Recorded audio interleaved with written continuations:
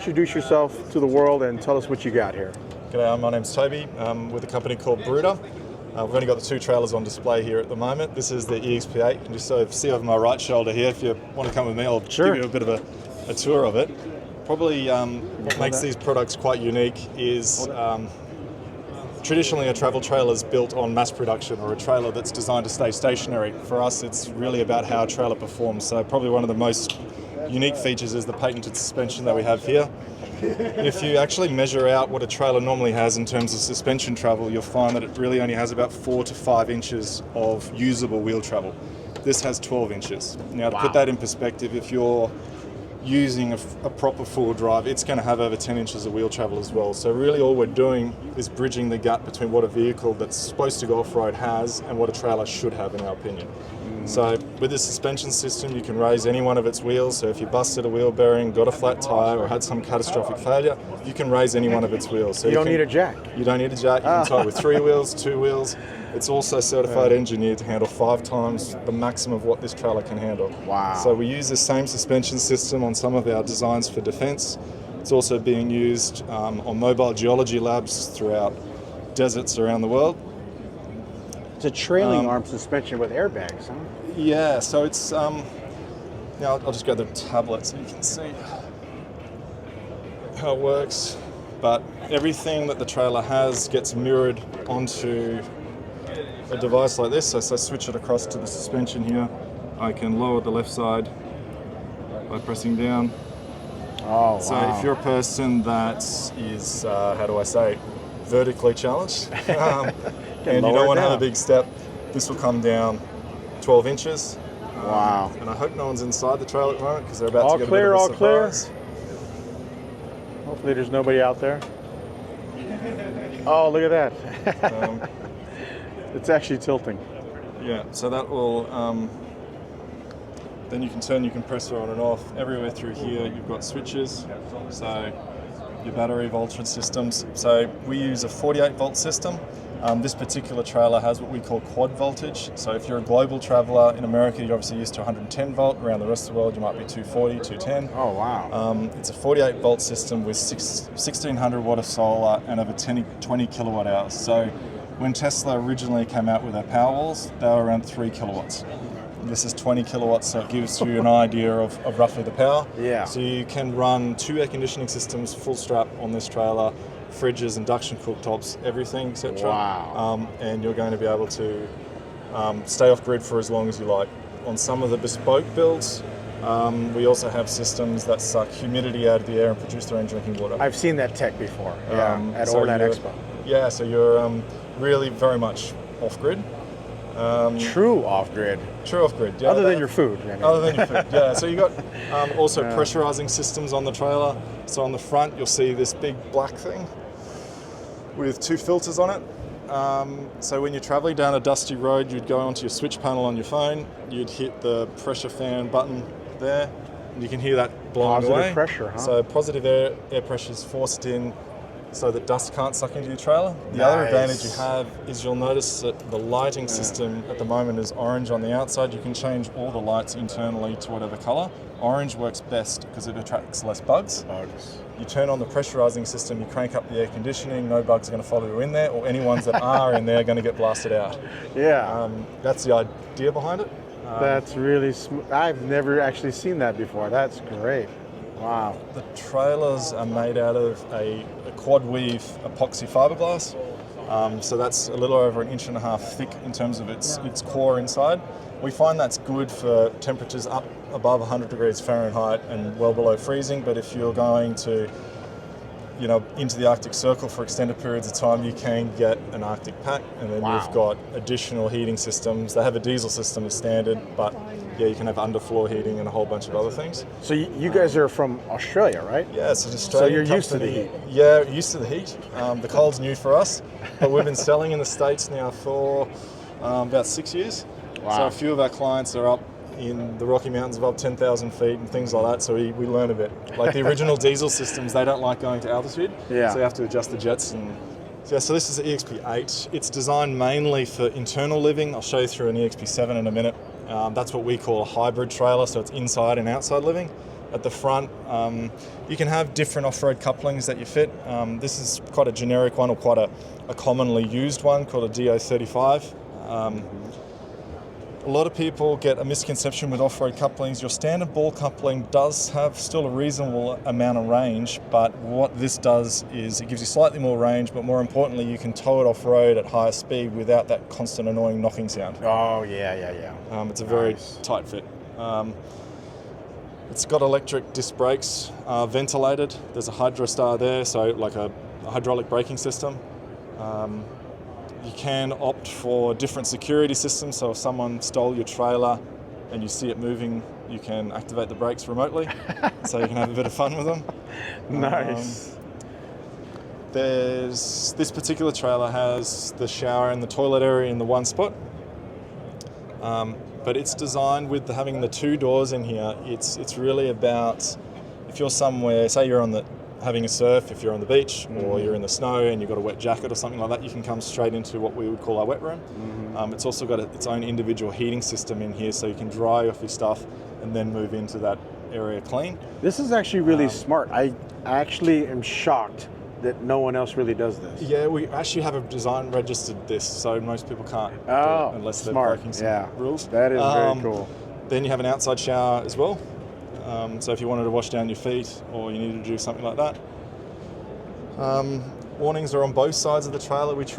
Again, these trailers are not designed for going to trailer parks. They're designed to camp where people aren't. Yes. So we try and encourage people to use all parts of the trailer. So it's really a 360-degree camping experience. Makes sense. Then you've got your little washer and dryer there. A little combination, right? Yeah, a little combination. This is your remote water pickup system. So different fittings. Is that like you throw it in the river? Yeah, you throw that in the river. Nice. Yep. So you throw that in the river, adjust where you want your float to be, and then suck up water from a stream. Obviously, it's filtered as well. You can have different filters, UV filters. Really boils down to where that person's going. I've never seen a washer and dryer on the outside. I've always seen these in like Class A's. Okay. Class A camper. That's what we call them out here. Yeah. The fancy, hotels on wheels. Yeah. I've never seen one on the outside of a travel trailer like this. It's, you call them caravans, right? Yeah. We call these. We try and differentiate. A caravan in Australia is built to a certain size point. Yeah. These is what we would call an expedition trailer. Oh, if we were to build a caravan, we'll actually call it a caravan. See, there's a whole other language going on here. It is. It's a bit like for us, if you call something an SUV, a specific class. A car, an SUV, or you've got a crossover, or you've got a pickup. Yeah, so you guys have a pickup or no? Yeah, we have a pickup. You guys have pickups. Yeah, we have pickups. But what I mean is, like a caravan for us is they're built actually another 3 inches wider than this trailer is. Oh, okay. They can't fit in a 40-foot container. They can't actually physically fit where these go. Oh, gotcha. So it's So they are. I mean, I'm 6'6", so if we go inside, anyone watching this is going to see what I look like inside. But they're a narrower build, but it's specific about fitting down tree lines. If you looked at where these are 37-inch tires, and if you look at where they finish in terms of the body, this particular trailer is built to the same wheel track as a 1500. Gotcha. So your standard mirrors on, say, a Land Cruiser are easily going to be able to look left and right of this. But if you're going down tight tree lines, the trailer's going to fit. Gotcha. That's important. Yeah, it's very much. I mean, again, it's about going places you're not going to find other people. Yeah. And we put a lot of effort in terms of where those front wheels are mounted to the pivot point is a lot shorter than what most trailers are. Oh, yeah, that's right. That makes it so that if you've got a car with a very tight turning circle... Here, I'll give the guys a view here. Yeah, so we base the distance between that pivot point and the pivot point over there, we try and keep under 120 inches. Yeah. The reason being is if you do actually go off-road, you know that most cars have that sort of wheelbase. If you go through some ruts, the car eventually gets through it. If you make that distance any longer or shorter, your trailer goes into it before your car's out of it. Yeah. It makes it a lot more difficult to get through. I was wondering, with your adjustable suspension, you could probably kind of lift one set of tires up a little bit, couldn't you? Yeah, well, we do what's called load sharing suspension. That's how we encourage people to tow it off-road. What that does is as that wheel comes up, air will come out of that airbag and force air onto that one. It means the load resistance to pull up over objects is less. Oh, nice. If you're traveling in environments where, say, your sole purpose is to have maximum approach and departure angles, then you jack the airbags off and you turn that system off. And then that way it'll be much more rigid. It'll be like towing a trailer with leaf springs. Oh, gotcha. But you have load sharing, you're going to perform... Say you had this exact same trailer set up with it as independent versus load sharing, and you're going through soft sand or things like that, they'll feel like two completely different trailers. Yeah. It's something that we try and encourage people to do. It's a weird industry in that you buy travel trailers and people don't tow them before they buy them. So everyone's concept of what tows well is... That's very advanced. Like you need training to pull the trailer at some point, right? Yeah. I mean, a lot of our clients are enthusiasts, or they know what they're doing. Oh, that's true. And then, when you reach this level, you probably did this quite a bit. Yeah. So nice. Let's keep on going back here. What do we got back here? At the back, you've got water carrying capacities, diesel tank. You've got access to various serviceables. If you're going to be in environments where it's over 100 degrees outside and you want to have the air conditioning system run a little bit more efficiently, you can open these up and you'll see that there's vents for the air conditioning system out here. Oh. Because air conditioning systems generally only get operated in very hot climates, the second air conditioning system is in there as well. It's also running through your electrical system.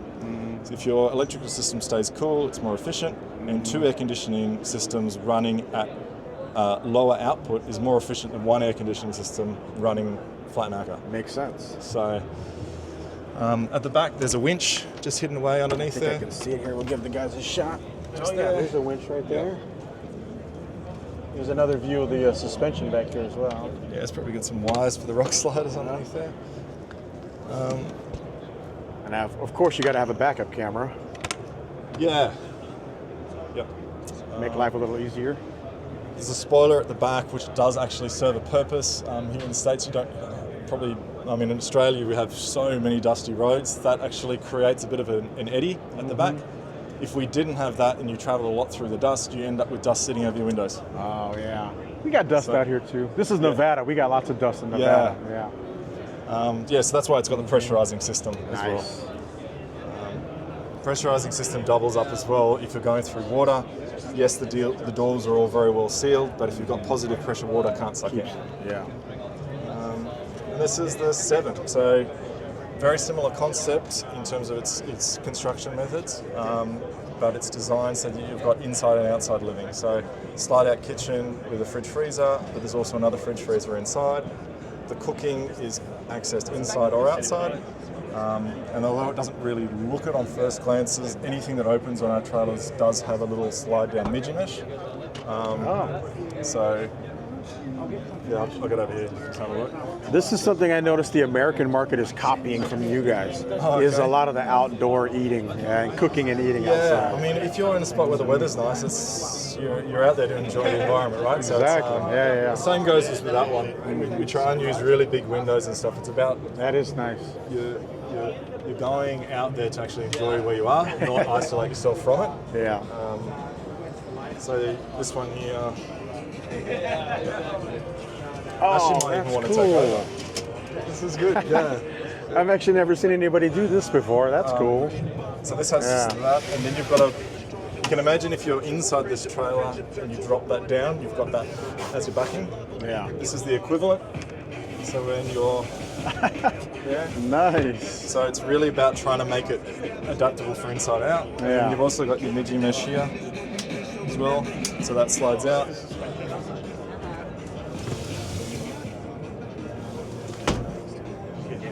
Never seen anything like that before.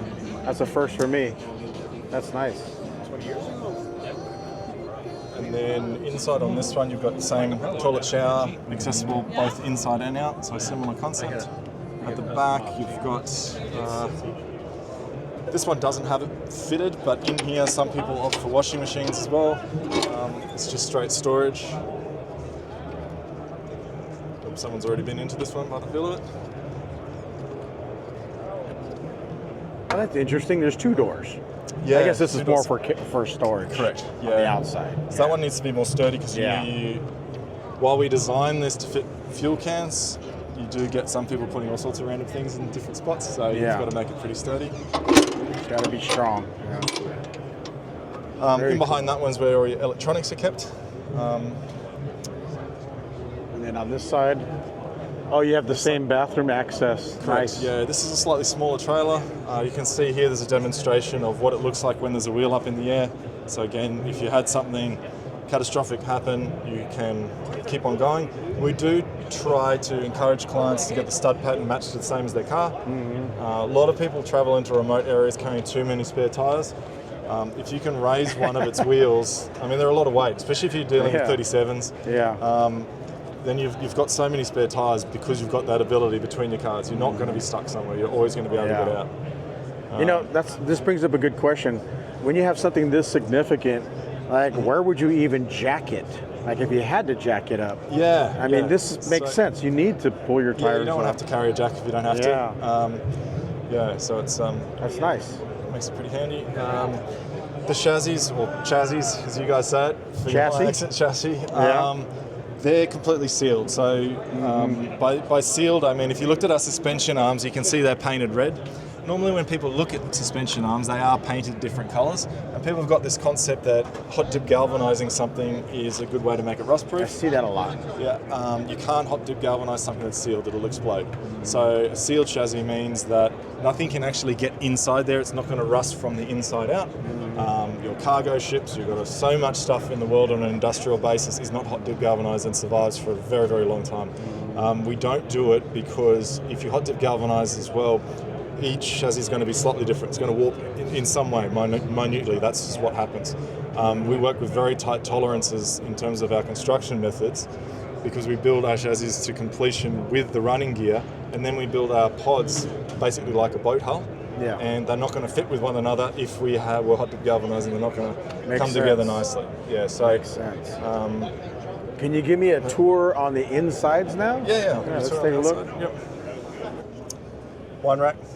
Of course. Access from inside or outside. Smart. Very smart. Very smart. All right. Yeah. So from a visual perspective, I'm just over 6'6", so 2 meters if you deal in centimeters. We do make trailers with more headroom than this, but most people are around probably that height. So what is it, 6'7"? Because you're fitting in there pretty good. That's actually my not head bad. hits, Yeah. but we had a guy here before saying that he was 6'6" and his head wasn't hitting, so maybe my measurements are... Oh, yeah. You got a lot of hair. Yeah, he was bald. So, anywho, so you got kitchen along here. It's a lot, yeah. Basin here. You can jump inside if you want. I can swap places with you if you want to get a better perspective. Filtered water, sink water. Everything has a place throughout. Obviously a big queen size bed in there. Nice. Lighting, wireless charging, etc. The steps, for example, on the home screen, let me get there. Where is it on this side? Internal step. So you can see the step just there. Oh, nice. It moves out of the way. So the trailer does a lot of little things to try and give you more workable space. The bed, that table obviously can swivel into multiple different positions. That folds down, turns into another bunk bed. Oh, nice. Toilet and shower obviously does different things. I don't know if I mentioned it before, I can't remember, but you've got 2 plugs here. Basically you tap one with your foot, water will drain straight out. Tap another, it'll go straight to your grey water tank. Oh. We tend to use fully composting toilets, but we can also do what's called a dry flush, which basically means it just catches it for you, seals it, and you can throw it away like waste. Oh, nice. And then So this technically sleeps what? 2 there and 2 here? Yeah, we would say this particular layout's for 4 people. 4, okay. But we do make ones that can have 6 people in them. Very nice. It's very luxurious in there. Ooh, there we go. Here's a little example. So a little bit different. Yeah, a little bit different. This one also folds up into a couch. depending on if people are using it as bunk beds, we do a pop-top version of this. So if you can imagine, this roof goes up to over 7 feet. Then you've got another bunk bed that comes across in that area, across the back, so you can leave your beds permanently set up. So wait, does this one sleep bunk, like one on top and one on the bottom? This one comes out. Oh, okay. Like Yeah. And then nice. this one's got a portable induction system, so that's there. That's pretty popular. That's so that if you want to have it outside, you can. Otherwise, you could have a flush-mounted one fitted here. When it's not in use, you fit it in here. Again, if you were traveling, you typically have that door down, and then you can access it from here, or vice versa by pulling this down. That's nice. I really like this feature. I've never seen anyone else do that. That's cool. Is that patented as well? No, that one's not. That was, and just underneath where you're sitting, the bed actually converts into a little lounge area as well. So you can see that little section there. Oh, yeah. So it lifts up, and then you've got another seat. Right there. Like So primarily if it's for people with small children or traveling with kids. So basically it's a smaller form factor in this one. Yeah, this one's really pushing the boundaries with what we would describe as a trailer that can really go pretty much anywhere. So we've towed these trailers across the Simpson Desert, which is the world's largest parallel dune system. We've done a lot of things with this trailer that we do with our very small trailer, which is called an EXP4. You go much bigger than this physically, you're not going to get to those really remote places. Yeah, it's tough. Yeah, so that's just really sort of pushing the envelope with what you can get away with in some really tough spots. That's a fridge there as well, microwave, pantry next to it, and then your shower, etc. Very so, nice. So I know guys that are watching this video, if there's somebody out there who's like, you know what, I'm going to sell my house and get one of these and just hit the road. Where does it? So it gets built so in Australia and shipped out here in Australia. So if it's an American client, we've had some that actually get their trailer completed in Australia and then start their trip in Australia. Oh, I see. But otherwise, the majority of them, if they're plan a trip in the States or they don't have the time available, the trailer will get delivered to our showroom in Dallas, and then they'll pick it up there. Nice. Ashley, who was just before, she runs the Dallas showroom. So they pick it up there, get a handover, and go off and hit the road. You do a tour, worked all the systems, right? Correct, yeah. Hopefully they've come to see us before then. We can show it in a little bit of detail. Very cool. But yeah, that's the process. And I heard you in the beginning, you said you make a lot of different models, right? How many total? So for the general public, we really only make 3 at this stage. We've got some more stuff coming out later this year. But on a commercial side, we do make a lot of different variants. Commercial? What do you make for commercial? So commercial, we manufacture trailers for exploration companies, so mobile geology labs. So I think you did say that earlier. Yeah, and then we also do trailers for defense, so we have some contracts with different defense groups. That's actually really interesting. Yeah, so it's good that in terms of our clients who can want to know what something's actually engineered. To win a lot of these contracts, you have to be able to prove how much things are actually built to handle. That's actually a huge selling point. Yeah, that's very cool. I'll end with this. I know these are high-end premium products. What kind of prices ballpark are we looking at? Ballpark in American dollars, the average trailer is probably around 200,000, I guess. Makes sense. Yeah, it looks every bit of that. Up from there. Everything's produced in Australia at the moment, so in our factory, every stitch of leather, every strand of wire. So they can pick what they want, kind of? Yep, but it's all genuinely handmade. Yeah. So it's, very time-consuming product, but it's, luckily there's quite a few Americans out there that appreciate what we do. Oh, yeah. And so it's, when I go to Overland Expo, there's people that are spending $1 million on expedition rigs, too, so this is right in that same ballpark, I'm sure, Yeah, so very it's about, cool. For us as well, we may get into expedition trucks at this stage, but for our there's so many different ways of doing it, but from a personal perspective, the way I like to camp is you have a base. So you get out to where there is nobody, and then you have unhook, and then you have more capability to get the really. I'm the same way. I like that idea too. That's very cool. All right, let's end this with a website if guys want to learn more. Bruder. You can just Google Bruder X. Comes right up. Should hope to. Very cool. Well, if you can't find us, then you're not going to be able to. Yeah, exactly. Yeah. All right, I appreciate your time. Thanks a lot. No worries. Cheers.